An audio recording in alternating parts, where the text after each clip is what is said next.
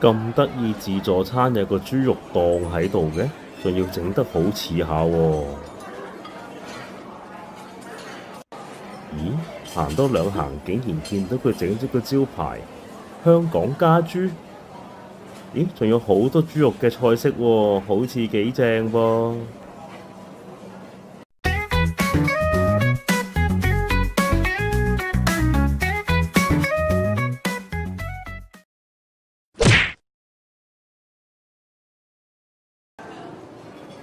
食自助餐之前，梗係要整啲沙律試下先啦。我通常比較懶，會整一啲整好咗嘅沙律，順便試下廚師嘅手勢。覺得個苦瓜豆腐醬沙律就最正，非常之清淡好味。但係另外有一個椰菜花嘅，好似溝咗乳酪咁嘅呢，唔知點解個味道有啲怪，仲有啲鹹，仲要幾鹹下添。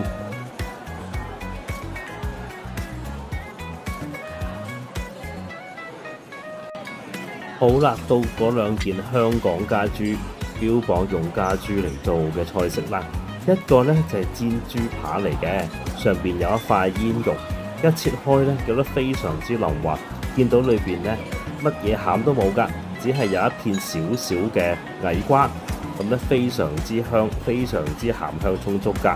而另外一個呢，就係炆豬軟骨嚟嘅，應該係黑醋汁啦，亦都係非常之腍滑㗎。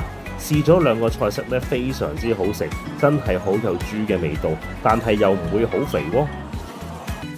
好啦，到底乜嘢係香港家豬呢？香港家豬呢係位於一個流浮山嘅優質豬場嚟㗎。飼養嘅豬種呢，包括純種嘅黑豬、英國白黑豬 Big Shane、丹麥嘅長白豬 Landrax 同埋西班牙嘅杜洛克紅毛豬 Duroc， 全部都有當局發出嘅血統證明佢哋嘅品種呢純正㗎。咁為咗配合香港人嘅口味呢，呢一種豬呢係集合咗黑豬嘅味濃啦、白豬嘅精瘦啦、紅毛豬肉嘅大成嘅，繁殖出引以自豪嘅本地豬種太極豬㗎。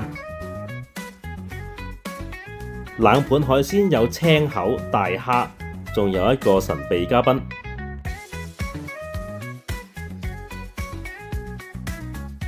大蝦超級大隻，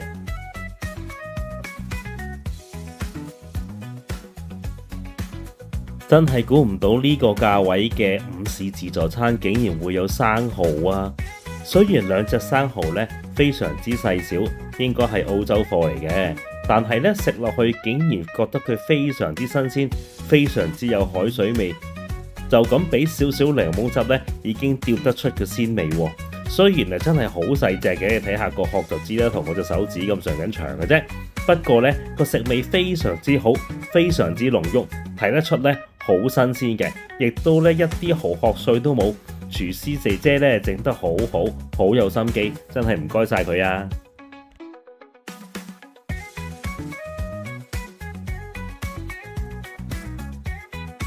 食食下呢，侍應姐姐送咗兜嘢上嚟，竟然係豬腳薑。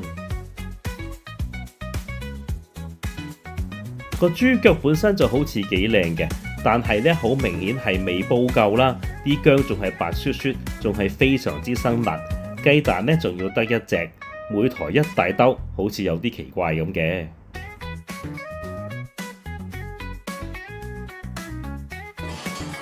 其他嘅熟食坦白講冇乜特別，唔多介紹啦。